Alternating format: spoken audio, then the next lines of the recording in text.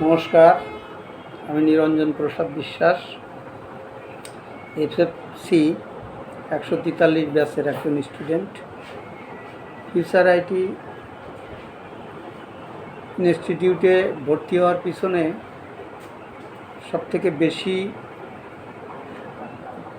যার ভূমিকা ছিল তিনি হচ্ছেন ম্যাডাম দীপা বিশ্বাস।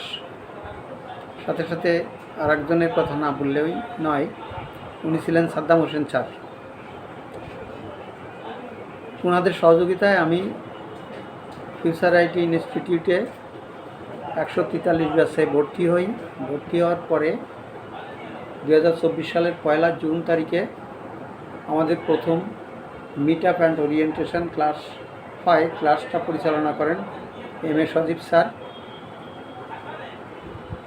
তারপর ধারাবাহিকভাবে রুটিন অনুসারে দ্বিতীয় ক্লাস টুলস ম্যানেজমেন্টের পরে সেখানকার ইনস্ট্রাক্টর স্যারের নাম ছিলেন মোহাম্মদ সাকিব রহমান।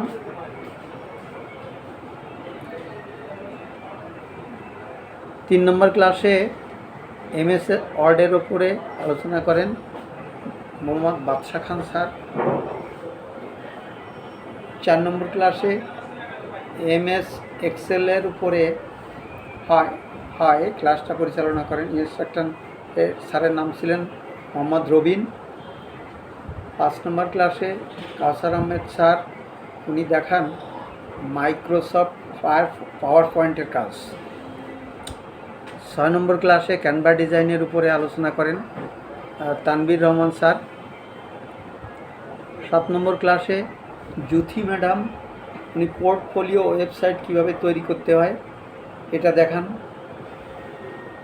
8 নম্বর ক্লাসে আফরিনা রহমান, উনি গুগল ফিচারের উপরে আলোচনা করেন এবং প্র্যাকটিক্যালি দেখান, যেটা খুবই চমকপ্রদ ক্লাস ছিল। 9 নম্বর ক্লাসে এসএম অ্যাকাউন্ট ক্রিয়েট এর উপরে ক্লাস হয়।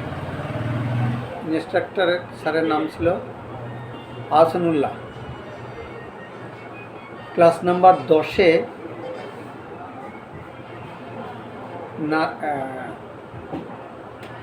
নাসরিন নিশাত, উনি কন্টেন্ট ক্রিয়েটিংয়ের উপরে ক্লাসটা নেন এবং 11 নম্বর ক্লাসে Facebook page create, set up and অপটিমাইজেশনের উপরে ক্লাস নেন। এই ক্লাসের ইনস্ট্রাক্টর স্যারের নাম ছিল রশিদ আহমেদ রিফাত। এর ধারাবাহিকতায় 12 নম্বর ক্লাসে এখন আসছে কিভাবে ভিডিও এডিটিং করতে হয় আর আমার নিজের তৈরি ভিডিও কিভাবে এডিটিং করে হোমওয়ার্ক জমা দিব, তার জন্যে এই ভিডিওটা করা। সবাইকে ধন্যবাদ, ভালো থাকবেন সবাই।